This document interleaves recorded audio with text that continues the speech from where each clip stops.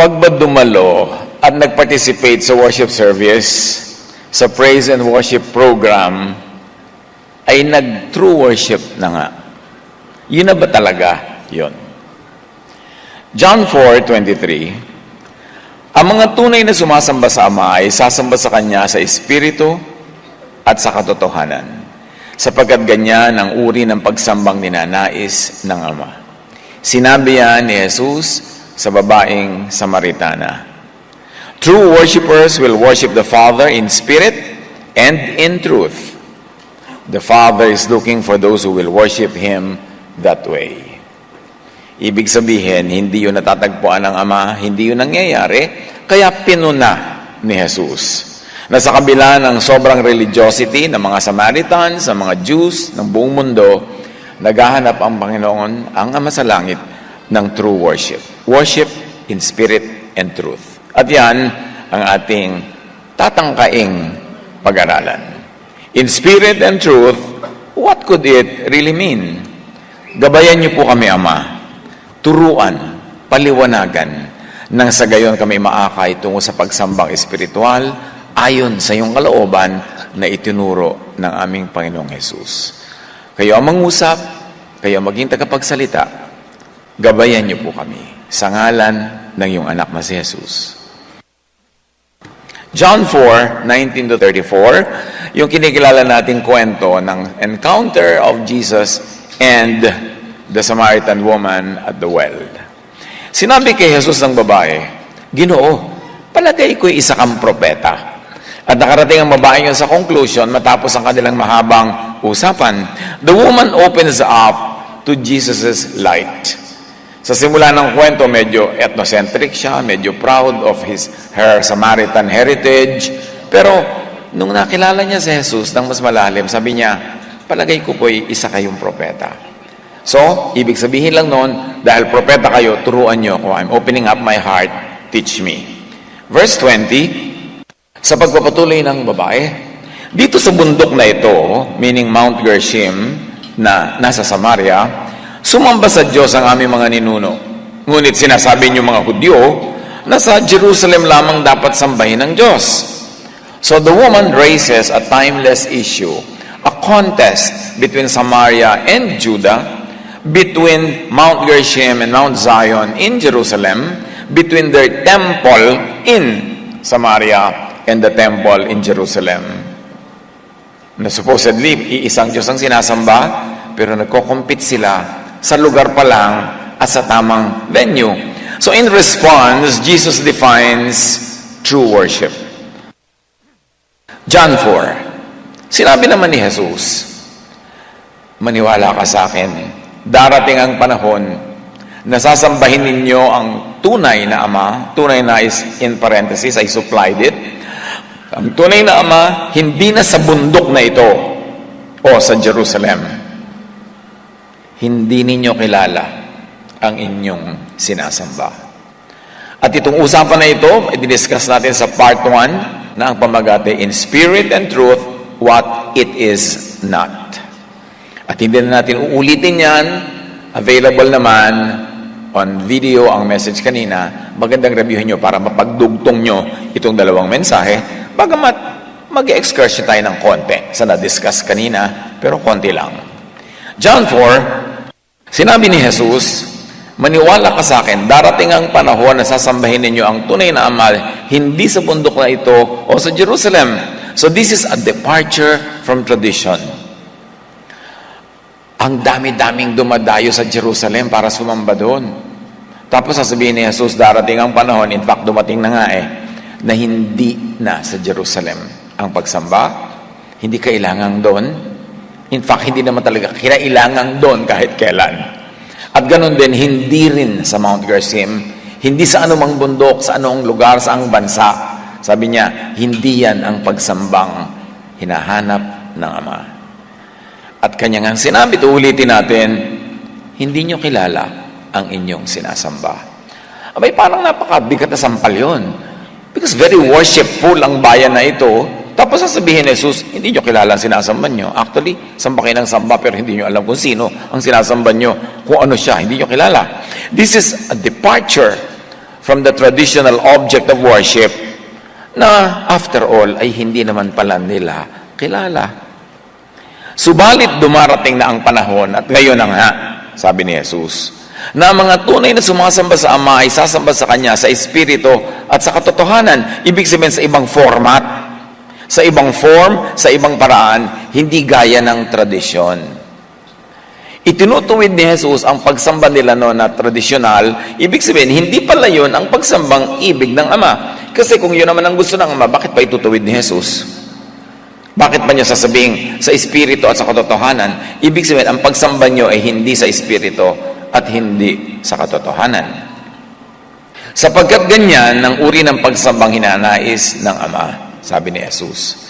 But the time is coming, indeed it is here now, when true worshipers will worship the Father in spirit and in truth. So may true worshiper at merong untrue. Merong hindi tama na sumasamba, hindi tama ang pagsamba, at hindi tama kung sino ang sinasamba. The Father is looking for those who will worship Him that way. In other words, iba ang uri ng worship and worshiper na ibig at hanap ng tunay na Ama na dapat pang makilala ng totoo. In other words, yun ang sinabi ni Jesus sa babae. True worship is about worshiping the Father in spirit. Again, we discussed that in part 1 of this message. Sabi sa Numbers 23:19, God is not human, not a physical being. In other words, kung ang God is not human, wala siyang lupang katawan, hindi siya tao, hindi siya mukhang tao, hindi siya dapat itrato bilang tao dahil hindi siya tao.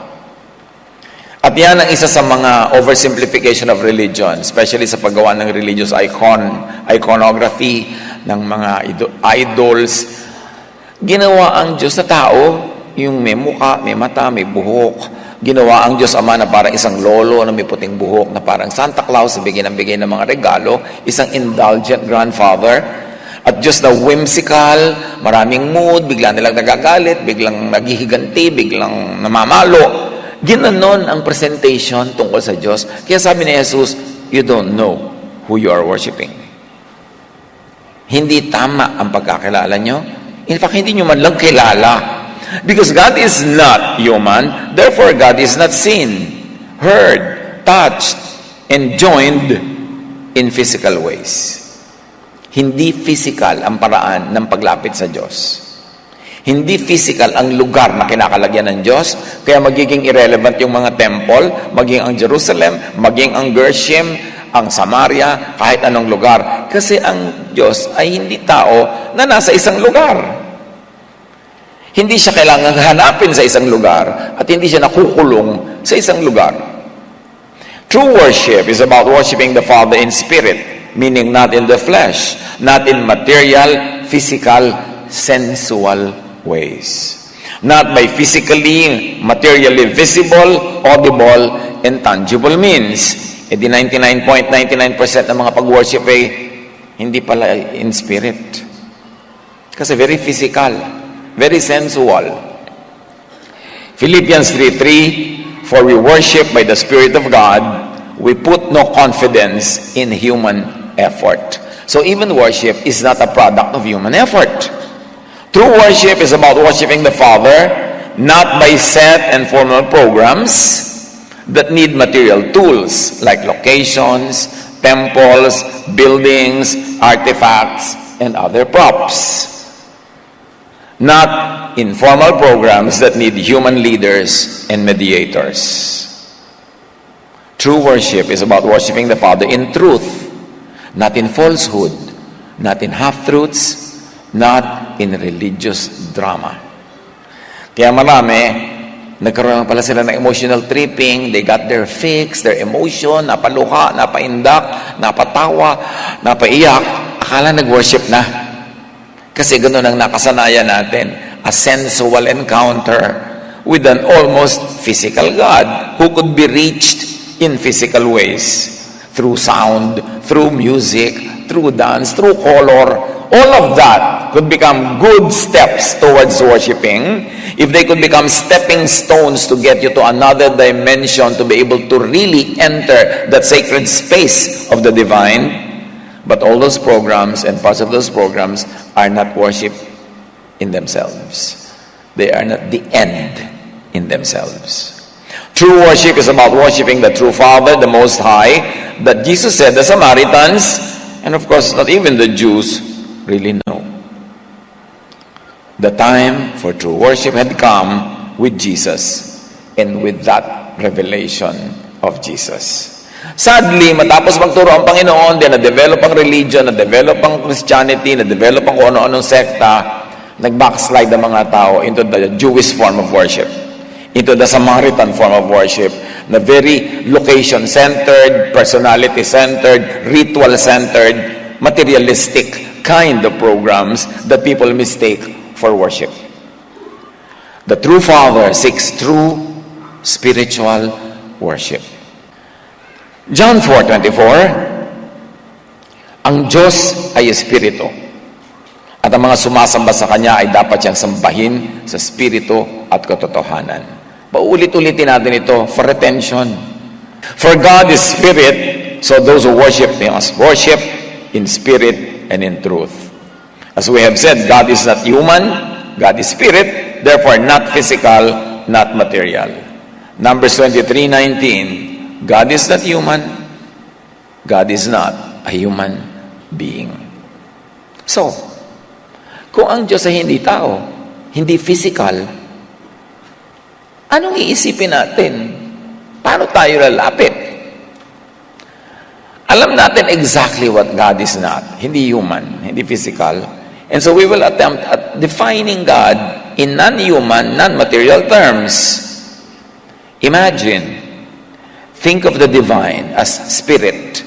Madali sa atin yan kasi sanay na sanay tayo sa word the spirit. But spirit could be thought, wave, frequency, vibration, energy. Lahat yan, intangible. Hindi nakikita ng naked eye, hindi nahawakan ng bare hands, hindi physical. Kaya mas madaling makarelate sa divine in that kind of imagination and definition. 1 Corinthians 2:11-12, no one can know a person's thoughts except the person's own spirit. So you see here the thought and spirit being used interchangeably and interconnectedly. And no one can know God's thoughts except God's own spirit. For now, let's be happy with defining spirit with thought. But thought is vibration, is frequency, is wave. This is the focus of this discussion. At may warning ako, it could be technical, tedious, and ka-nosebleed. So ilabas nyo na yung mga kumot na inabel sa mga magna-nosebleed. Humanda kayo mag-nosebleed. Advice, huwag umiwas, huwag mapagod at magpalito agad-agad. Magtiyaga kayo makinig hanggang dulo. Mag-take notes, mag-homework, dahil ang mandidinig natin ay dapat bigyan ng homework, more research, para mas maintindihan. Dahil sasandali lang naman itong usapan natin eh.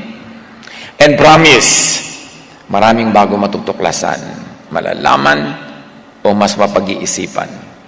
We will not have all the answers, but we will begin with good questions. Because good questions will lead you to truth. At ito ang ating comfort, kahit nosebleed. Kung di man maunawa agad, at least mas magiging aware na may dapat pang mas malaman. You know, the beginning of knowledge is to know that you don't know. And then you work positively and try to know what you didn't know before, then you become more knowledgeable. Kaya, hindi man natin malaman ngayon lahat, mamulat lang tayo na marami pa lang dapat malaman. Sapat na yon para sa 40 minutes natin ngayon. At ito ang sit work or homework. Take note of what you will need to study on your own. Dahil ito'y pagbuklat lang ng kaldero, hindi pa tayo sasandok sa loob. So kailangan, sa pagbubuklat na yan, may plano na kayo kung paano sasandok at ano ang inyong sasandokin. Worship in spirit and truth 101. And even 101 is high ambition for people that had been steeped in tradition, na marinade sa traditional na pagsamba, na akala natin yun na. At tayo ay makikipag-flirt with quantum physics. At sabi ng quantum physics, consciousness creates and shapes reality. Pwede nating iparallel, God creates reality. Therefore, God is consciousness. Kasi consciousness can shape the physical world. So yung pag-iisip, yung consciousness can create physical reality. If consciousness is the basis of reality, and that it brings reality into existence, then a transcendent consciousness, and let's say God, is required to be the underlying cause of the universe, that God lies behind all that exists. God, as consciousness, is behind everything that exists. Hindi ito pagkontra sa Diyos. Parallel thinking in quantum physics. Because as we always say, science could be God's last prophet. Ang prophet kasi nagpapaliwanag ng kalooban at diwa ng may kapal. Pero sino pang higit lalong makapagpapaliwanag yan in this day and age, kundi science. At hindi lang classical physics, kundi also quantum physics. Sa neuroscience, some studies suggest that consciousness originated in the universe and that our brains are separate from it. The brain serves like an antenna that receives this information. Ibig sabihin nito, kung ibig niyong yakapin, yung ating brain, hindi talaga yan nag-iisip. Yung brain ay receiver ng mga thoughts coming from the universe. Coming from God, if you like to say so. Kaya di ba, yung mga creative people, hindi naman sabi, uupo ako at mag-iisip ako ng magandang ideya. Hindi, kung minsan naliligo ka, tapos bigla na lang pumapasok yung ideya. Diba? Marami nagtatanong sa akin, Pastor, paano po kayo nag-iisip ng message? Uupo ba kayo? Isip kayo ng isip? No. Nagigising ako, nandun na sa isip ko. Kaya tatayo ako kahit madaling araw, isusulat ko dahil baka ako malimutan. Ang matataas na bagay ay ipinagkakaloob. Natatanggap ng isip na bukas. Hindi naiimbento ng isip. Parang radyo. Yung radyo nyo, kung walang broadcast, yung estasyon na papakinggan nyo, ano mang kalugang gawin nyo doon, walang lalabas na tunog. Kasi yung radyo, receiver. Ang mahalaga, may broadcast, invisible waves, frequencies, kaya nga may FM, frequency modulation. Diba? Na pag binuksan nyo yung radyo, may power yung radyo, tapos meron talagang broadcast, at inilagay nyo sa tamang istasyon, lalabas doon si Chadeli, o lalabas doon kung sino man ang pinapakinggan nyo. Kasi tumama kayo ng channel.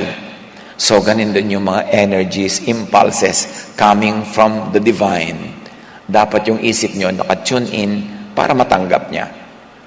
You don't manufacture thoughts. You only receive them. Ang mahalaga, trained ang isip natin na makinig.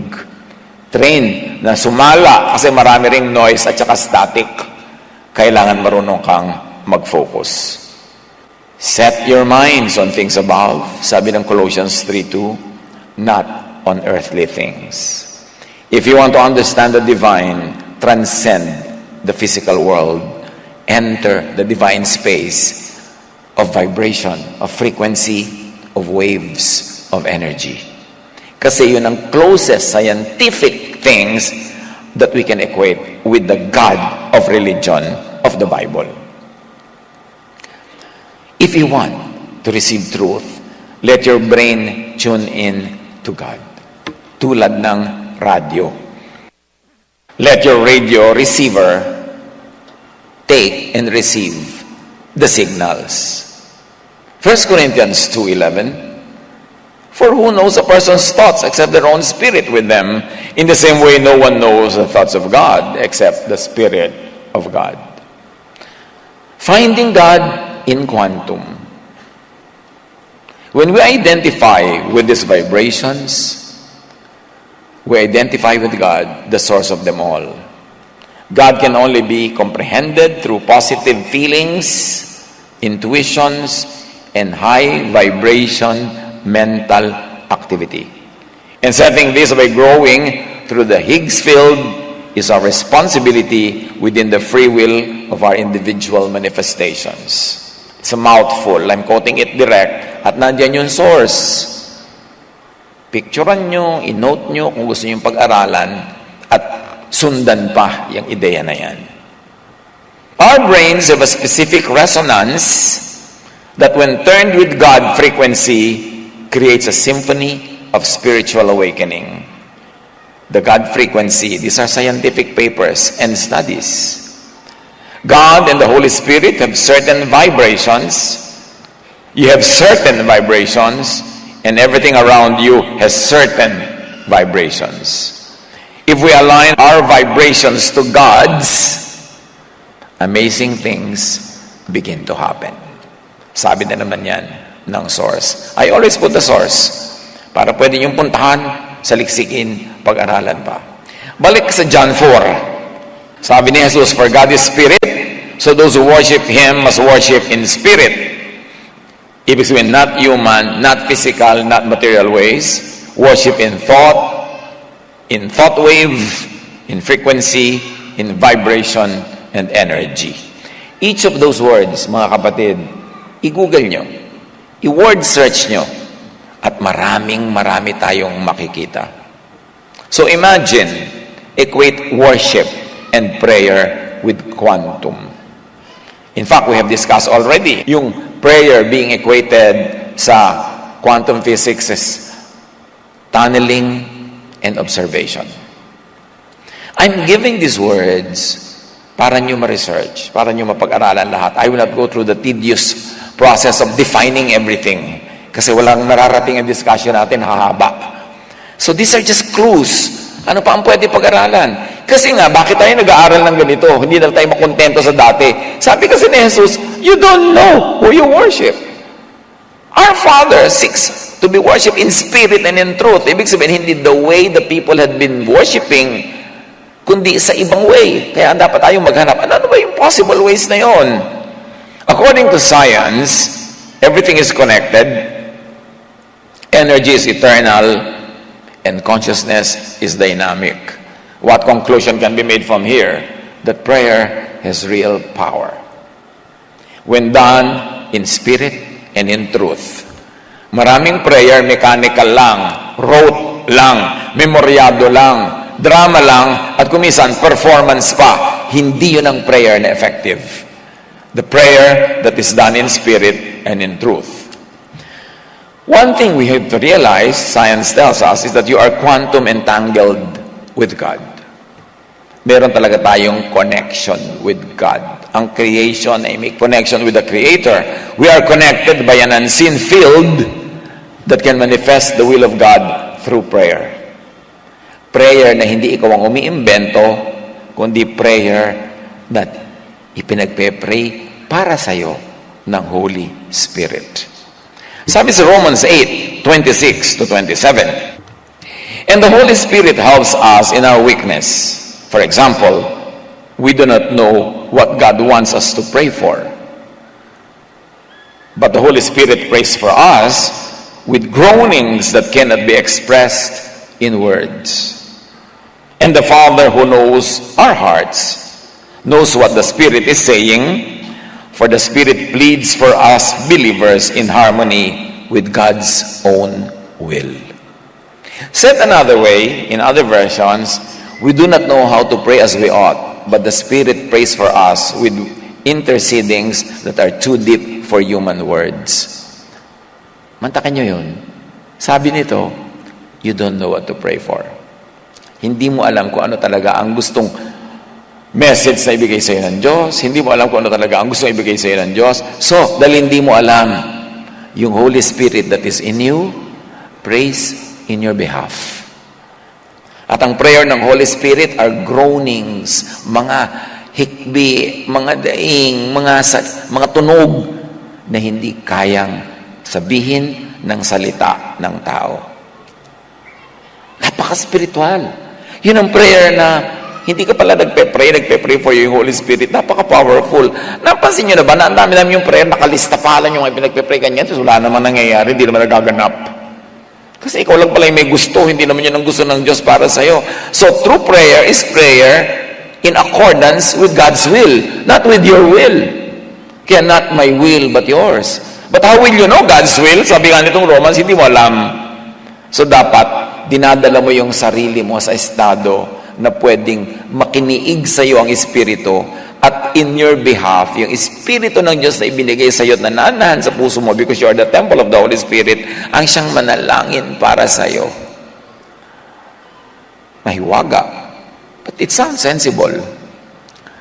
Kasi yung prayer, ginawa na lang natin parang exercise. O, magpe-pray po tayo, 30 minutes tayo magpe-pray. Ito mga ipag-pray natin, ililista lahat. Di ba ganun na nangyayari sa prayer? Hindi useless yung prayer na yon, pero hindi laging useful. Dapat dumating ka sa estado na pwede kang one with God in spirit, and it can happen only when you're alone. Mahirap mangyari yun pag ang dami nyo sama-sama, kapit-kapit kamay pa, tapos humuhulas na yung kamay nitong katabi, pawis-pawis naman ang kamay niya, pasamado yata ito, kung saan na nagpupunta yung iniisip mo tuloy. Diba? So, sabi ni Jesus, when you pray, go to your room, close the door, makipagsarilinan ka sa Ama, kasi doon ka lumaangat yung espiritu na walang abala. Hindi nagiging performance, hindi ka nakikisama, hindi ka nagpapa-impress, ikaw na ikaw. Pwedeng-pwede talagang mamagitan ng Espiritu. Bagamat may use at may fruit ang group prayer, pero huwag mong ine-neglect ang personal prayer. Kasi only when you are alone with God can your spirit ascend to a higher level of consciousness. Importante yon. The observer relationship with an object derived from quantum physics was once a useful way to explain how subjective love and prayer could reach the object of prayer that has a need. Naranasan niyo na ba yung bakit may dumating biglang papaya? Gustong-gusto mo ng papaya? Yung pala ipinagpe-pray ka ng nanay mo na nasa malayong probinsya, ipinagpe-pray niyang sana magkaroon ka ng papaya. Yung kailangan mo ng pera, biglang ito may kakatok, may dala sa iyong pera. Kasi pala sabi niya, alam mo, ipinag-pray kita eh. Nung tayo nagpapagawa ng building natin sa Makati, kailangan magbayad, Sabado bayaran, ay laki-laki ng babayaran, wala tayong pambayad. May tumawag sa akin. Sabi niya, Pastor, I've been dreaming of you for 3 days. Meron ka bang need? So, kung meron, 4 million. So, I'll send the check. Wala na maraming usapan. Kasi namagitan na yung Espiritu. Pag 4 million, palakpakan kayo agad. Paano pa kung 10? Totoo yun. Meron tayong ganong kinalaman sa isa't isa. Di ba merong mga nanay, yung anak niya, sundalo, nabaril sa field. Yung nanay biglang nagising.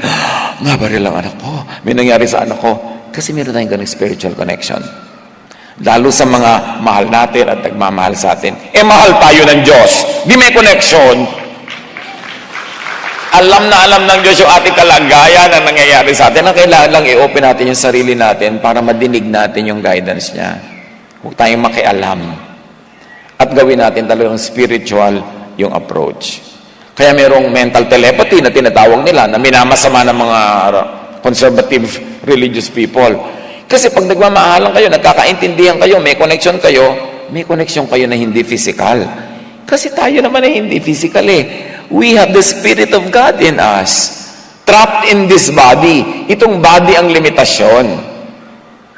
Kaya at death nga, actually, at death, your spirit gets liberated from your body. Hindi ka dapat malungkot. Kasi lumaya ang espiritu sa pagkakakulong sa katawan na ito. Pero siyempre, yung iba naman sa atin, gustong-gusto pa rin makulong. Saka na muna ang kalayaan. Kahit pa sabihin mong, to live is Christ, to die is gain. Gusto mo nang saka na yung die is gain. Live is Christ muna tayo. Human nature yon. Pero pag nangyari na talaga, huwag niyong masyado ikalungkot yung kamatayan. Kalayaan niya ng espiritu to unite with the Lord. At death, the body returns to the ground it came from, and the spirit returns to God who gave it. Kaya mga drama ng libing na inililibing yung taol, inilulubog sa lupa, ipinapasok sa nicho, lungkot na lungkot ka. Kasi iniisip mo, yung mahal sa buhay mo ang nilalagay doon. No, yun lang katawan na ginamit na niya, tapos sa ang paggamit, ang nalalagay doon, yung espiritu niya pumupunta sa Diyos. So wag kang masyado magpadala sa mga ganyang mga lungkot. Understand the divine more through quantum physics. Kasi nandun lahat. Now, the observer effect is about subtly affecting what you observe on a quantum level. Prayer that has holiness takes the observer effect to a higher level. Did you know that quantum actually agrees with the concept of prayer? Pero dapat yung prayer na pure, yung prayer na spiritual. The observer effect of prayer is a form of observing from God's perspective on a situation. Tulad na sinabi nating Romans 8:26 to 27, you don't know how to pray, but from God's perspective, alam niya kung anong gusto mo talaga, ano ang kailangan mo. So, nagkakaroon ng connection with our spirit. Again, kung nosebleed dyan, isulat mo lang, pag-aralan mo uli. Mauunawa mo rin yan, mga 20 years from now. Kailangan lang pagtiyagaan. Now, prayer in spirit can be quantum, because some prayers have a quantum level of consciousness. The intention of prayer determines its quantum effect. Yan ang sinasabi ng quantum physics, ha? So, spiritually, ibig mo lang sabihin, kung pure ang iyong heart, kung loving ang iyong intention, your prayer is powerful. Kaya sinabi, the prayer of a righteous man is powerful and effective. Yung righteousness doon, hindi yung moral uprightness according to the law, kundi yung loving. Kasi yun ang loving kay Jesus, yun ang righteousness kay Jesus, yung mapagmahal. The intention of quantum prayer determines its decision to emit particles or waves. So may prayer na may na-emit the particles and waves that enter the particle and waves of God. At meron naman wala, tatalbog-talbog lang, patalbog-talbog, patalsik-talsik lang, kasi hindi naman sincere yung prayer. O kaya, pangit ang intention ng prayer. So hindi yun papasok sa quantum space. To worship means to be in sync, to be one with, to vibrate in the same frequency as the universal consciousness which we read as God. Sa physics, mayroong idea of resonance. Resonance is the extraordinary phenomenon where an object vibrates at the same natural frequency as another.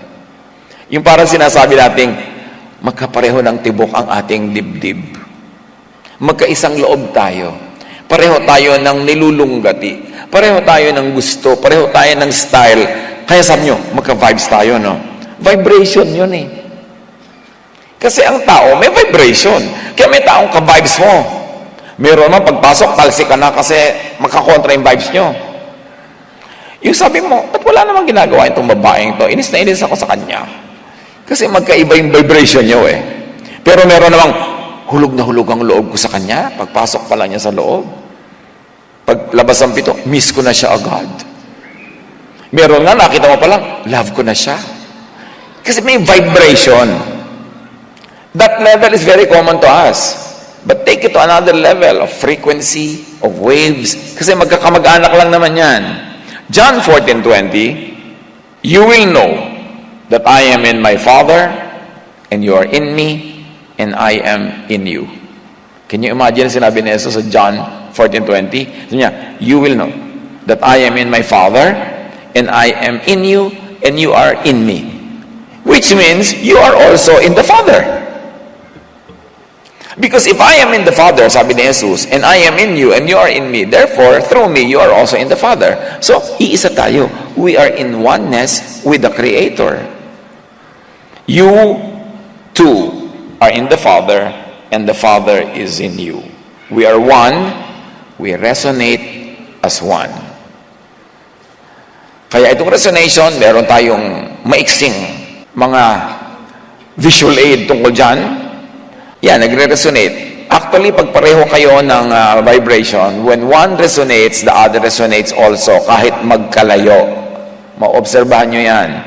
Objects of the same frequency resonate and affect each other even at a distance. Kaya rin yung nararamdaman mo na iniisip ka ng nanay mo o ng asawa mo kahit magkalayo kayo because you resonate. Yung meron isang nangyari, kahit magkalayo kayo, pareho kayo ng reaksyon, pareho kayo ng gagawing kilos because you resonate. God is near. God is here in you because we resonate with God. Through Jesus, who resonates with the Father, who resonates with Jesus, and therefore we are in that circle of resonance. Resonance connects our consciousness to the world. Kaya marami nagkakaintindihan kahit iba-ibang lahi, iba-ibang lugar, iba-ibang cultural situation. Sa neuroscience, resonance theory of consciousness sinasabi every physical object, including you, is vibrating and oscillating. The more synchronized these vibes are, the more complex our connection with the world around us, and the more sophisticated our consciousness. Kaya nade-develop mo yan yung vibration mo, yung frequency mo. Tulad din ng mga istasyon ng radyo, nade-develop mong i-fine-tune para walang garalgal at malinaw ang iyong naririnig. Kaya sabi ng Isaiah 55:3, open your ears and come to me. Listen so that you may live. Basahin nyo yan in many levels, hindi lang sa usual religious level. Resonance connects us with other people. Sa psychology, emotional resonance in personal life means understanding that it's not just about what you say, but how you say it. Hindi lang yung words, kundi yung bitaw, kundi yung emotion sa pagbibitaw ng salita. And it's about empathizing, feeling, and truly connecting with others. When you resonate with someone emotionally, they feel seen, heard, and valued. At sa area na to, napaka-highly valued ang mga Philippine health workers around the world, nurses, caregivers, because we resonate care and affection. We resonate family and filial affection. Kaya nagko-connect tayo sa pasyente, nararamdaman nila yon. Kaya ang request lagi sa malalaking mga, kahit maliliit na mga health institutions around the world, for Filipino nurses. At nawa, huwag mawala sa atin yan, na huwag ka ma-professionalize lang at magaya yung mga ibang lahi. Kasi yun ang ating edge. We resonate with others. Meron tayong pakiramdam. Tayo'y nakikiramdam at nakikiisang loob kahit sa hindi ka mag-anak. Napaka-spiritual ng ating core as a people. Dapat lang yun ma-appreciate, not only from the point of view of Scripture, but also from the point of view of quantum physics. Matthew 7:12, so in everything, do to others what you would have them do to you, for this sums up the law and the prophets. Sabi, in everything, ito lang gawin nyo. Resonate. You want to obey the law and the prophets in the highest possible way? Resonate. Connect with people, love people. When you love, it's better than obeying all the law. So far ngayon, mga kapatid, kung talagang mauubusan na kayo ng dugo sa nosebleed, ganito na lang. Habang hindi naiintindihan yan, actually isa lang naman ang practical application ng lahat ng ito. Love. Why? Because God is love. Jesus is love. Jesus is the way. And the way of Jesus is the way of love. Therefore, to follow Jesus in His way, just love. Kung hindi mo maintindihan yung mga theology, hindi mo maintindihan yung mga sciences, be in the most basic primitive level of action here on earth. Just be loving. Because when you love, you vibrate in the frequency of the divine. You enter the divine circle. You enter the circle of eternal life. Kaya pag nagmamahal na tayo, yun na yun. Sabi nga ni Jesus, this sums up the law and the prophets. When you do to others what you want done to you. And because you want to be loved, therefore you love. And when you love others, daig mo pa ang tumupad sa lahat ng law and the prophets. Sa neuroscience, when one person vibrates or resonates at a particular frequency, then another person does the same. Hindi ka talaga nag-iisa. Yung vibration mo, yung frequency mo, lagi yung may katugma. Lagi yung may katumbas. At napakasarap ng buhay kung magkatagpo kayo in this short life sa mundong ibabaw. Na pareho kayo mag-vibrate, pareho kayo mag-resonate, agring-agree kayo, wala kayong pinagtatalunan, napakasarap ng pagsasama nyo. Meron nun. Di ka nag-iisa. Research on the brain shows that your brain is involved in how you emotionally resonate outward and how you are impacted by the vibe of another person. Tayo mga tao, para mga bola ng billiards sa mesa. Pag may isang umandarat mo mangga, nagbabangga-banggaan tayo, everybody gets affected. Kaya, sabi ni Jesus, ingatan mo kung paano ka magmahal at makitungo sa iba. Kasi ang ginagawa mo, may bunga sa buhay nila. At ang ginagawa nila, nagbubunga rin sa buhay natin. Kaya tayo mayroong pananagutan sa isa't isa. Kasi tayong lahat, actually ay iisa. Galing sa iisang lumikha. At ang ating espiritu ay galing sa iisang pinagmulan at babalik sa iisang pinagmulan na yon. Kaya ang pinakamagandang gawin dito sa buhay, habang hindi ka pa lumilipat sa kabila, makipag-isa ka na with as many as possible, as much as possible, dahil doon ka naman pupunta.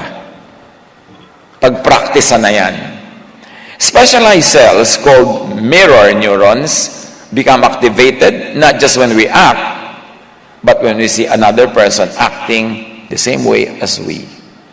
So pag may ginagawa tayo, nakikita natin ginagawa din niya yung ginagawa natin, nagkakaroon tayo ng resonance. Kaya mahalaga na ipinapakita mo sa kapwa na yung ginagawa mo is something na worth kopyahin, worth na gawin, para ang pagkukopyahan at interaction ng isa't isa ay tungo sa pagmamahalan, sa kapayapaan, at tungo sa God's way. Amos 3:3. Do two people ever walk together without meeting first? Can two people walk together without agreeing? So ang mahalaga is to find a common point, a commonality to agree. Para you can walk together. Lahat ng naghihiwalay, kapamilya, asawa, kaibigan, kasi naghiwalay ang isip. Naghiwalay ang takbo at direksyon ng isip. Susunod ang katawan, susunod ang buhay, kasunod ang refrigerator, ang kotse, pinaghahati-hatihan, kasi naghiwalay na yung mga may-ari. So, imbes na lagi mong isikaping manalo, ang isikapin mo, how can you find a common ground where both of you will win and nobody will lose? That is the way of Jesus. 1 Corinthians 1:10, I appeal to you, brothers and sisters, in the name of our Lord Jesus Christ, that all of you agree with one another in what you say, and that there be no divisions among you, so that you may be perfectly united in mind and thought. Kailan magaganap ang kalooban ng Diyos sa isang tao, sa isang magpartner, sa isang pamilya, sa isang lipunan, sa isang bansa, sa buong mundo? Kailan? When there is unity. Pag nagkakasundo, nagkakaisa, doon nagva-vibrate ang mga participants in the vibration of the divine, at doon natatanggap yung mga messages ng iyong radio unit. Kaya mahalaga, mag-asawa kayo, magkasundo kayo. Para matanggap niyo yung mga pagpapala na nakalaan para sa mag-asawa. Magulang at anak, magkasundo kayo. Lipunan, magkasundo kayo. And the work of the devil is to deceive people, to become proud, to become selfish, para mag-away-away, magkanya-kanya, at hindi maganap ang kalooban ng Diyos. Kasi para maganap ang kalooban ng Diyos, dapat may kapayapaan, merong pagmamahalan, merong pagkakaisa. At yun ang ayaw na ayaw ng enemy na mangyari, kaya lagi niya tayong pinag-aaway-away, pinagkakagagalit sa kung ano-anong maliliit at malalaking mga dahilan. Kahit sa tao, marami ang iyong magagawa at mararating kung buo ang loob. Alam niyo yung mga salitang yan, ay, nasiraan ako ng loob, so hindi na ako nagpatuloy. Nahati ang loob. May partner ka, may asawa ka, Nag-commit kayong magsasama buong buhay, pero nahahati ang loob mo. Dahil may humahati, may nakikihati. Kalaban yan ng buhay ninyong mapayapa. Dapat huwag mong payagang mahati ka. Kahit ang humahati sa iyo ibang tao, o pride, o ugali, o ano man yon. Kailangan willing tayong isuko yun at the altar of unity, especially sa family, sa mag-asawa, sa magkaibigan, and even sa mga kumpanya. Kasi a corporation can move forward only when all the components are united under one vision, one goal, one objective. Lahat yan, merong social dimension, may spiritual dimension, at may quantum dimension. Kaya sabi ng James 1:6-7, but when you ask Him, be sure that your faith is in God alone. Ibig sabihin, resonate with God and with God's will. Do not waver, for a person with divided loyalty is unsettled as the wave of the sea that is blown and tossed by the wind. Such people should not expect to receive anything from the Lord. Kahit sa pagdarasal, manalig ka sa ipinagdarasal mo. Kasi kung hati ang loob mo, huwag kang umasa na papakinggan ka ng langit. In other words, huwag kang umasa na magba-vibrate ka in quantum levels so that you could be in the same frequency as the divine. Wala. Masasayang lang ang prayer mo. Kailan una, nananalig ka. Kasi pag nananalig ka, sabi ni Jesus, tell this mountain to jump into the sea and it will. In other words, your faith can change physical reality. Kaya nga yung mga ginagamot, yung sinasabi nilang placebo effect, may mga pasyente, yung isang group, papainumin ng tunay na gamot. Yung isang group, ay inumin ng hindi naman talaga gamot, pero pinapaniwala silang gamot yon, gumagaling din sila. Kasi naniniwala. Diba, kung minsan, yung si Lola pupunta sa doktor, 3 araw ng masama ang katawan, nagbibihis pa lang, gumagaling na eh. Kasi believe doon sa doktor. Meron naman, dinala sa doktor, lalo humina. Sabi yung doktor naman na ito, mukhang bangkay. Parang nasisiraan ako ng loob, nahahati ang loob ko. So mahalaga, naniniwala ka. Ano man yun, para may mangyari. Magkukwantum ka nun sa Bible, magiging spiritual ka. Ganun din yung pareho lang. Physics. Resonance is a property of nature and can be observed everywhere. Resonance in action. Tingnan natin itong video na ito. Resonance.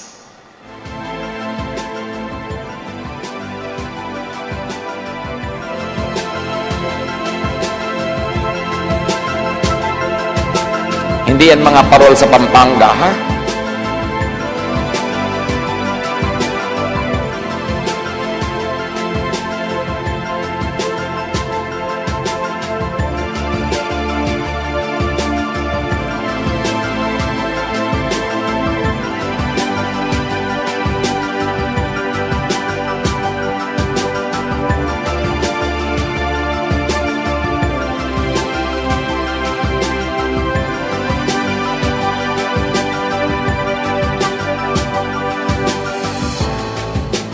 Mas magandang pag-aralan yan on your own. Nandiyan yung references natin, take note, pero titignan nyo na ang mga bagay-bagay, may connection, may resonance, what happens here, happens there.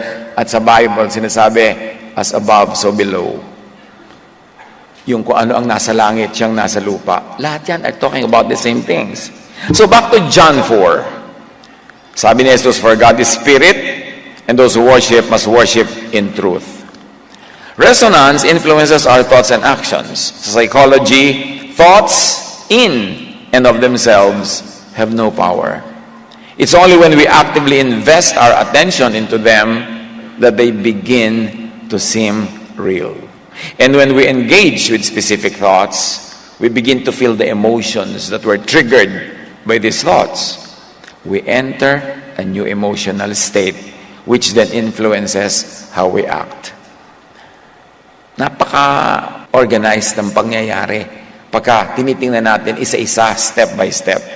But again, look at the reference and study it. Sabi sa Proverbs 4:23, above all else, guard your heart, for everything you do flows from it. Sa heart, sa mind, sa thought, nagmumula at nagwawakas ang lahat. Kaya doon mo binabantayan sa thought level. Because your thought, kakalad ka rin yan ang katawan mo kung anong naisip niya. Siya ang nagtutupad, kaya bantayan.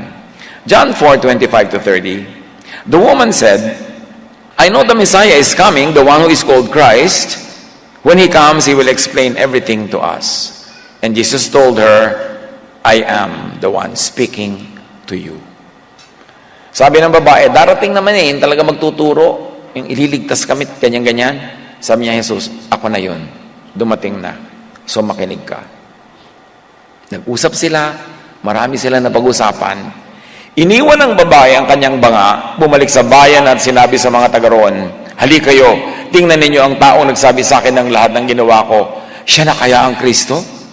Kaya't lumabas ng bayan ng mga tao at nagpunta kay Jesus. So here, Jesus does the work of teaching about true worship. Huwag niyo kakalimutan, yun ang topic, true worship. To worship in spirit and truth. And he corrected many false forms of worship. Ang pagtuturo na ni Jesus ay pagtutuwid. In other words, sinuwid niya yung mga likong paraan ng paniniwala at practice ng pag-worship. Mark 7:6-7. On the ground, on the practical ground, sa pagtutuwid ng maling worship, sabi ni Jesus, you hypocrites, Isaiah was right when he prophesied about you, for he wrote, these people honor me with their lips, but their hearts are far from me. Their worship is a farce, for they teach man-made ideas as commands from God. Sabi ni Jesus, kinukot pa niya si Isaiah. Nagagalit ang Ama sa Langit. Sabi niya, hindi naman kayo talaga nagwo-worship. Nasa nguso niya lang yung worship niyo. Hindi totoo. Sabi gano'n. Tapos ang dami-dami niyo itinuturo na hindi naman galing sa Diyos, iniimbento niyo, tapos sinasabi niyo, sabi ng Diyos, para lang magkaroon kayo ng kapangyarihan to implement it. Kaya mga kapatid, reviewin niyo. Baka marami kayong kaligayahang hindi niyo itinutuloy, marami kayong sayang hindi niyo ginagawa, baka may pag-ibig pa kayong hindi niyo sinusundan, dahil akala niyo pinabawalan kayo ng Diyos. Ang daming pagkukulong, pagtatali, pagpigil ang religion na sinasabi nila, Diyos ang may sabi, pero hindi. Religious leaders lang, and they put it in the mouth of God so that it will have the authority for implementation. Suriin ninyo. Maiksi ang buhay na ito. Sabi ni Jesus, I came that they might have life and have it to the full. And yet most of the time, strict and traditional religiosity denies people from living full lives. They consign people to lifelong sacrifice, pagtitiis, pagtitimpi, pagpipigil sa sarili, at inaakala nila yun ay kinalulugod ng Diyos. Ang dami niyan. Tingnan nyo. And don't be a casualty. Don't be a victim of teachings that they say are from God, but not really. Malalaman niyo naman kung from God Dapat salain nyo kay Jesus. Isa lang naman ang utos ni Jesus, love. So loving ba? Loving ba to you and to others? O loving lang sa mga leaders? Loving lang doon sa religion na yon, sila lang nakikinabang, pero ikaw hindi. Suriin mo yan. Kasi sabi ni Jesus, I came that they might have life and have it abundantly. Ayaw ni Jesus na manakawan ka, maagawan ng tunay na kaligayahan. Ang itinuturo ng maraming Pharisaic religion, mag-sacrifice ka lang dito para may blessing ka sa langit. No, may blessing ang Diyos para dito at meron para sa kabilang buhay. Hindi mo kailangang i-sacrifice yung dito para sa kabila. Inilagay ka ng Diyos dito sa lupa para mabuhay ka ng ganap, buo at masaya dito sa lupa. Hindi para pagdusahin ka, para magkaroon ka ng points para sa kabilang buhay. Yun ang press release ng religion that like to exploit people. That's why Jesus came to set free. And one of the signs that you are worshiping in spirit and in truth is that you are free. You feel free and you live free. Free from fear, free from needless guilt, free from being enslaved even by religion. Sabi ni Nikola Tesla, if you want to find the secrets of the universe, think in terms of energy, of frequency, of vibration. Sagot naman ng Philippians 2:13, the energy is God's energy. An energy deep within you. God himself willing and working at what will give him the most pleasure. That's from the Message version of the Bible. At the heart of the universe is a steady, insistent beat, the sound of cycles in sync. These feats of synchrony occur spontaneously, almost as if nature has an eerie yearning for order. At marami na tayong discussion tungkol sa order. Pati mga dahon ng halaman, may mga design, ng mga kabibe, mga chambers, ng mga shells, lahat yan may order. Kasi merong God talaga na nag-design. So you want to be happy, you want to enjoy life, move according to design. Huwag labanan yung design ng may likha, kundi sumunod dun. Makiayon. Psalm 96, 11-12, let the heavens rejoice and the earth be glad. Ilabas sa usual religious interpretation ng kahulugan nito and think in terms of quantum. Let the sea and everything in it roar like thunder. Let the fields and everything in them rejoice. Then all the trees in the forest will sing joyfully. Siguro matapos natin pag-aralan itong mga bagay na ito, na-discuss na natin yung talagang mga nosebleed. Pwede na tayong bumalik sa mga simpleng kwento. May 3 babae lumabas sa kuweba. Tanong, ilan ang lumabas sa kuweba? Yung mga ganon. Kasi marami rin naman gustong ganun yung level ng discussion eh. Parang, wow, nabless ako kasi may 3 babae lumabas sa kuweba. But once in a while, we have to flirt with things that are not within the usual realm of our study because God fills heaven and earth with His glory. Hindi pwedeng doon ka lang sa isang sulok mag-aral at pahabang buhay, paikot-ikot ka lang sa loob na yun. Kailangan kang lumabas at siyasapin ang marami pang hiwaga ng may likha. Now, worship or resonance results in unison. Sa sociology, sinasabi, resonance is the invisible thread that ties us to the universe where the world, in all its complexity, vibrates to the same natural frequencies. The harmonious secrets of resonance remind us that we are all part of one grand symphony. Find verses that parallel with that, and you will find them in abundance. Nakaka-amaze na pag pinag-aralan mo ang sciences, physical sciences, social sciences, ang daming parallel ideas with Scripture. Kailangan lang meron kang mata para makita mo. At kailangan lang meron kang bukas na pananaw para makita mo, they are talking about the same thing. Na hindi kalaban ng Diyos ang science. Science is God's prophet. I can know God more if I would take the scientific path. At napakaganda na very tantalizing area of study. 1 Corinthians 15:28, when he has done this, then the Son himself will be made subject to him who put everything under him, so that God may be all and in all. Loaded with meaning, so that God may be all and in all. And when you look at science, you're talking about waves. You're talking about frequencies. You're talking about the basic components of creation. Now, yung quantum entanglement, when 2 or more particles link up in a certain way, no matter how far apart they are in space, their states remain linked. Yan ang sinasabi natin kanina pa, na kahit magkalayo kayo ng mahal mo, iisa ang tibok ng inyong dibdib, pareho kayo ng nadarama, and you're able to even support each other in prayer kahit walang communication. Affecting one of the particles instantly affects the other. One event will impact another even if these are far apart. At ito yung video ang sinasabi nating quantum entanglement. Imagine niyo siya. Magkakabit sila dahil quantum entangled, pero kahit sila ay maglayo, meron pa rin silang connection. Yan ang connection ng mga magulang at anak, mga connection ng nagmamahalan, at yan ang connection natin sa Diyos. We are never far from God, and God is never far from us. It's a lie. Yung mga nasabi, parang layo-layo po sa akin ng Diyos. Paano mangyayari yun? You are quantum entangled. You are one. You are in the same circle. You are in Jesus. Jesus is in God. God is in Jesus. Therefore, you are in God. Simple yan. Operationalize it, Palakasin mo yung loob, linawin mo yan, and work on it. Mark 7:29-30, then he told her, for such a reply, you may go. The demon has left your daughter. She went home and found her child lying on the bed and the demon gone. Ito yung ina na lumapit kay Jesus, inilalapit niya yung anak niya na pinapahirapan ng masamang espiritu. Kahit ang layo-layo ng bata, sabi ni Jesus, ang ganda ng sagot mo.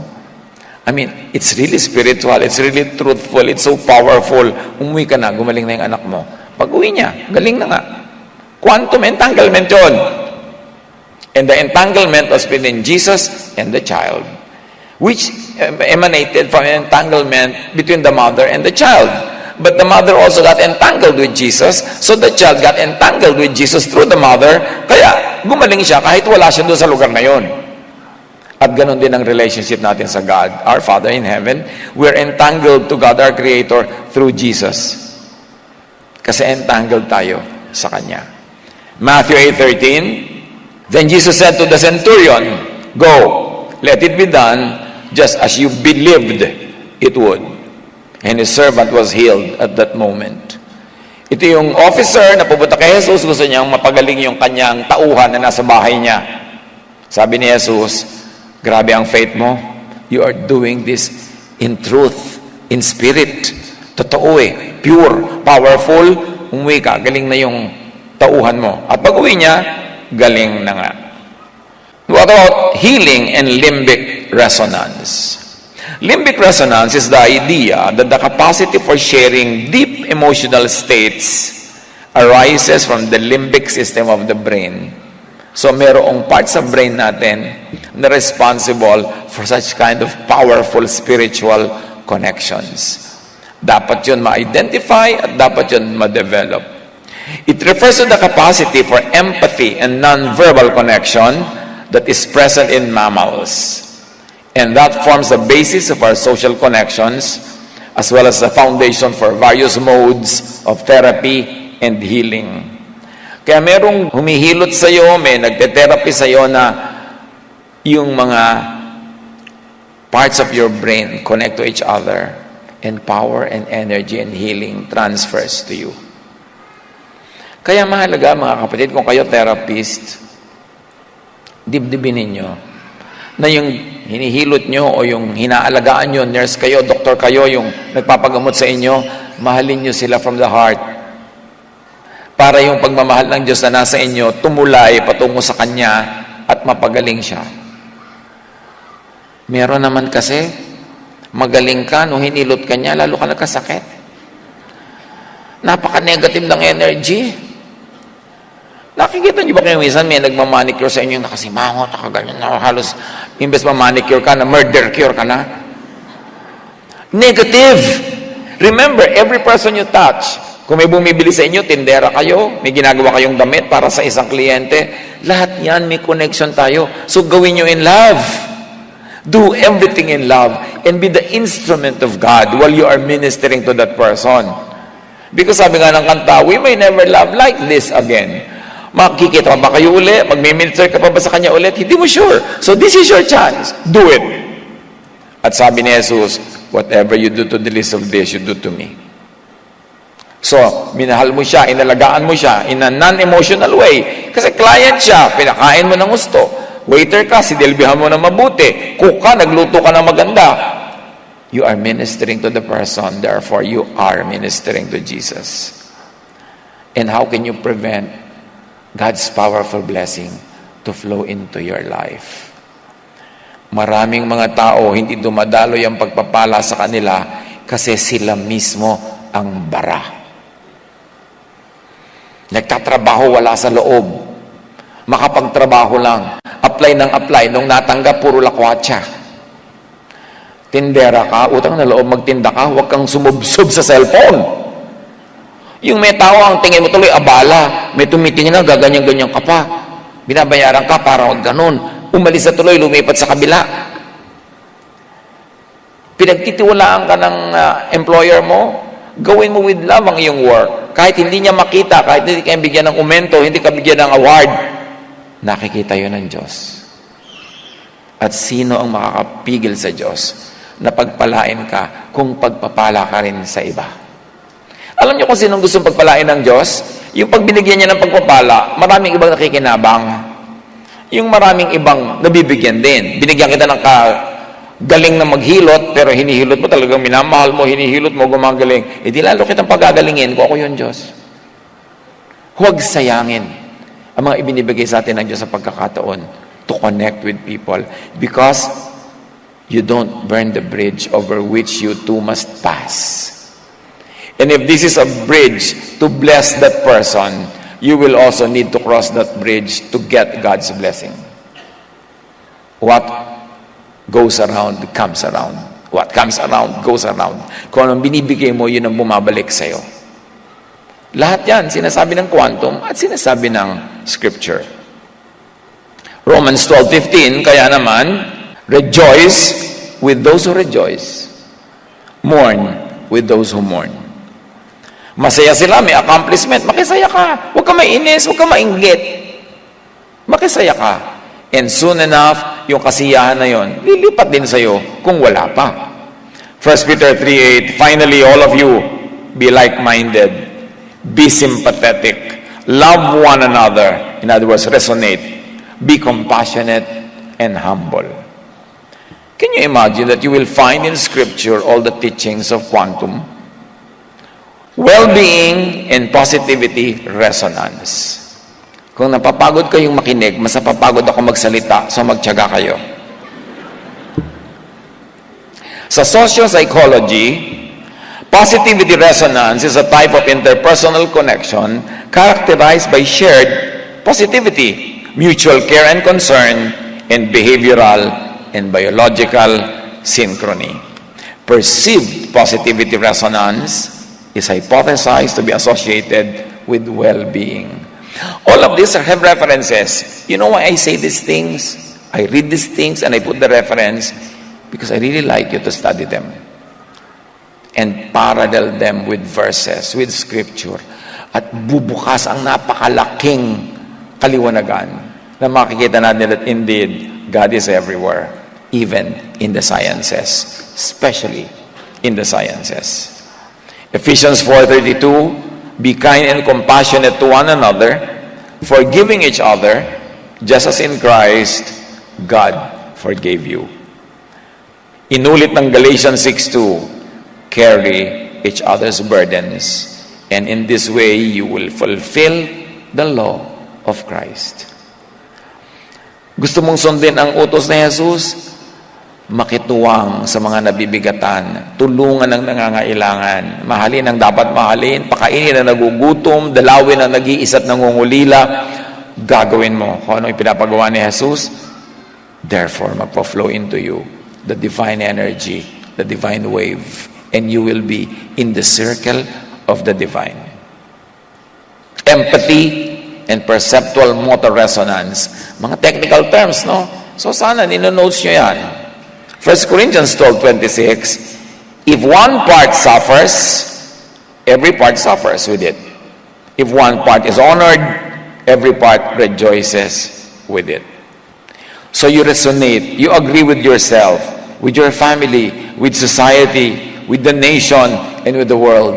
And in such climate, the blessings of the divine will flow.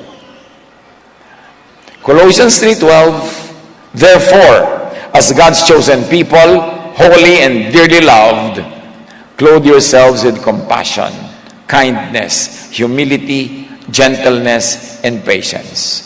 Matagal lang itinuturo sa atin yan, but when you look at it from the quantum point of view, from the point of view of all of this scientific formula that we're talking about, then we will have more compulsion and deeper reasons to obey what the scriptures tell us. Kasi even the sciences say the same. John 11:33-35.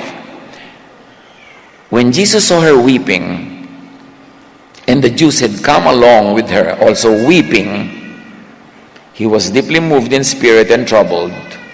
Jesus wept. Resonance. Who could say that the weeping of some unknown, unnamed villagers could affect the Son of God to also weep. Anong lesson yan, mga kapatid?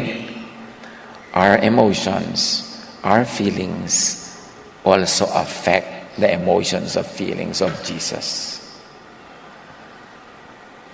Make sure that you touch Jesus in a beautiful, loving, emotional way. That you touch Him to even be more loving and more kind, although He's already supreme. Huwag natin siyang galitin o inisin, kundi ang gawin natin, i-invoke natin sa Kanya all that is true and good and really great in Him. Imagine, Jesus wept. And it was the effect of the weeping of the villagers. Move the hand of God. Touch the heart of God with your pure, loving emotion. Then you can move mountains. You can make the impossible possible. You can achieve the unachievable. You can transcend limitations. So pinag-uusapan natin all along, God in terms of frequency, vibration, waves, energy, puro invisible. Pero may tanong. Religious history is full of imagery, of images, of pictures, of sculpture, of scenes etched in our mind by repeated exposure to it through storytelling. So what about imagery? Useless na ba yan? When our thoughts are attached to certain images, like religious images, and our emotions are triggered by the thought of it being a representation of the divine, does that violate the essence of worship in spirit? And this is really a question of somebody. When placed and used correctly, especially when not worship, yung mga images na yan, and not treated as end in themselves, such images and pictures in the mind could serve as aid, transport, and portals into the spiritual world, into the realm of higher thought, of spiritual frequency, of wave, vibration, and energy. In other words, hanggat hindi mo siya sinasamba, hindi mo siya itinuturing na end in itself, na siya na ang be-all and everything, kundi siya'y nagiging paraan lang para ikaw ay mas mag-isip, mas tumaas ang consciousness, at mas makarating sa a more godly vibration, then meron siyang use. Huwag mo lang siyang itrato as idol. Huwag mo siyang istrato na parang sasambahin mo at mo siyang ipapalit sa Diyos mismo.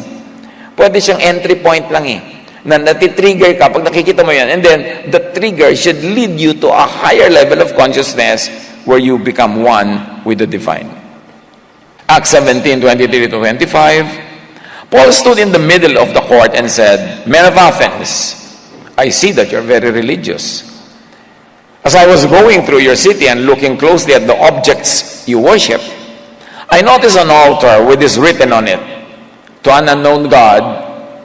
I'm telling you about the unknown God you worship. The God who made the universe and everything in it is the Lord of heaven and earth." So merong rebulto doon, nakalagay, ito an unknown God. Minememorialize pa rin siya ng mga people of Athens. Hindi yun minasama ni Paul, hindi niya ginyad. Sabi niya, unknown pala sa inyo, then I will make him known. Kasi kilala ko siya. So ginawang springboard to a higher level of discussion, imbes going springboard for debate. Nadala sa mas mataas na uri ng discussion dahil meron siyang nakita doon na rebulto. Sabi ni Paul, he doesn't live in shrines made by humans, and he isn't served by humans as if he needed anything. He gives everyone life, breath, and everything they have. Isa pang tanong, how do you pray to or worship the divine in the form of frequency, of wave, vibration, and energy? No. You do not pray to and worship the divine in the form of frequency or wave or vibration or energy. You enter. You be one with the divine. And you let the divine enter and be one with you. You don't treat the divine as an outside party that you worship, but you enter the divine and sacred circle of God, and you let God enter you in your circle, and you both vibrate in the same frequency, and you become one with the Maker. Kasi ang usual religious practice is to treat God as a second party or a third party, and you are here separated and you're worshiping. Pero ang sabi ni Jesus, I am in you. You are in me, I am in God. So true spiritual worship is not treating God as an outside party to bow to pray to, but to be one with that divine Spirit in your own spirit. Pag-isipan nyo yan. Hindi humihingi ang Most High God na i-worship mo siya, worship. Ang gusto niya, be with me, be one with me. John 17:20-23, sabi ni Jesus, I pray also for those who will believe in me through their message, and that all of them may be one, Father, just as you are in me and I am in you. May they also be in us, so that the world may believe that you have sent me. I have given them the glory that you gave me, that they may be one as we are one. I in them and you in me, so that they may be brought to complete unity. Yan ang tinutukoy ni Jesus na worship in spirit and truth. Not to treat God as an outside party, but to be one with God in that divine space, in that divine frequency, in that divine wave, in the divine energy. Napaka-contradictory noon sa usual practice na sinagawa ng mga Samaritans at mga Jews noon. Kaya sabi ni Jesus, you do not know who you worship. What the Father wants is worship in spirit and truth. At yun, ang i-define ni Jesus all throughout His ministry. To be one with the divine, not to treat the divine as an outsider, and not to treat yourself as an outsider to the divine. The Most High wants to unite and become one with man through Jesus. John 17:25-26, Righteous Father, though the world does not know you, I know you, and they know that you have sent me. You see, sinasabi ni Jesus, the world does not know you.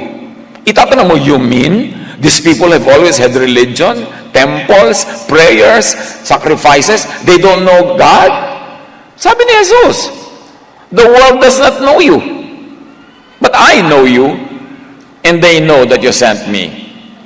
At sabi pa ni Jesus, I have made you known to them, and will continue to make you known, in order that the love you have for me may be in them, and that I myself may be in them. Sabi niya, hindi kayo kilala ng mga tao, pero ipinakilala ko at patuloy ko kayong ipakikilala, para ang maging ending nito, yung pag-ibig mo sa akin, pag-ibig ko sa iyo ay maging pag-ibig nila sa isa't isa, pag-ibig nila sa akin at sa iyo, at tayo ay magiging isa in this divine circle. So you don't pray and you don't worship as usual. Iba na ang sinasabi ni Jesus. Sabi niya, the day has come, it has now come, when people must worship in spirit and in truth. Kaya nga sabi ni Jesus, worship in spirit and truth. In other words, you vibrate with and into the divine. Let the divine vibrate into you, fill you. At kailangan ma-infill ka. You say something, I'm infilled by the Spirit. It's the same thing.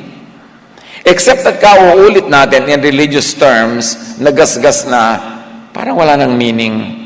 Sinasabi na lang, rote. 1 Corinthians 6:17, but whoever is united with the Lord is one with Him in spirit. That is the goal of spiritual worship, to be one with the divine, not to be an outsider to the divine. You enter sacred wave through the portal, and that portal is Jesus. John 14:6, ano ba talaga kahulugan? Sabi niya, I am the way. Kasi merong fake na way na kilala ang mga tao. Sabi niya, I am the truth. Kasi may falsehood silang sinusundan. At sabi niya, I am the life. Kasi sila nandun sa death. No one comes to the Father except through me. How do I enter the sacred wave and frequency? How do I become one with the divine Creator? How do I vibrate into oneness with God? Take the path, take the way. And that path and way is Jesus. Huwag mo nang i-complicate. Ano lang yan, oversimplification lang yan ng drawing. Hindi naman talaga ganyan dapat. Pero para may maisip-isip lang tayo. Okay? Sabi mo, paano ko gagawin lahat yan? Huwag ka na maghirap, kaiisip. Sumunod ka na lang kay Jesus. Kasi siya yung way eh. And enter the door. And that door is Jesus pa rin. The door into eternity. The door into the divine space. Si Jesus pa rin yun. Now, take note. And this is the heart of everything. Kalimutan nyo na lahat yung diniscuss natin kanina. Ito na lang ang tandaan nyo kung ibig nyo. God is love. Right? Jesus is love. So enter the God space and God frequency through Jesus. Through the way of Jesus, in other words, through the way of love. Pag napaka-complicated, hindi maintindihan, o kahit naiintindihan pa nga, ang simplification is this only. Take the way of Jesus, because Jesus is the way. And the way of Jesus is the way of love. So when you love, ginawa mo na lahat yung pinag-uusapan natin. Binusisi lang natin, binutingting. In religious terms, in scientific terms, but above that, love. Sabi sa Ephesians 5:2, walk in the way of love, just as Christ loved us. Yun na. Kaya sabi ni Jesus, John 13:34-35, a new command I give you, love one another, as I have loved you. So you must love one another. You want to enter heaven, you want to enter that heavenly sphere, the door is Jesus, and the door is love. By this, sabi ni Jesus, everyone will know that you are my disciples if you love one another. Hindi niya sinabi, everyone will know that you are my disciples if you baptize this way, or if you sing this way, or if this is the Bible version that you read, or if this is the clothes that you wear. Sabi niya, everyone will know that you are my disciples if you love one another. Love is the distinctive. It is the mark.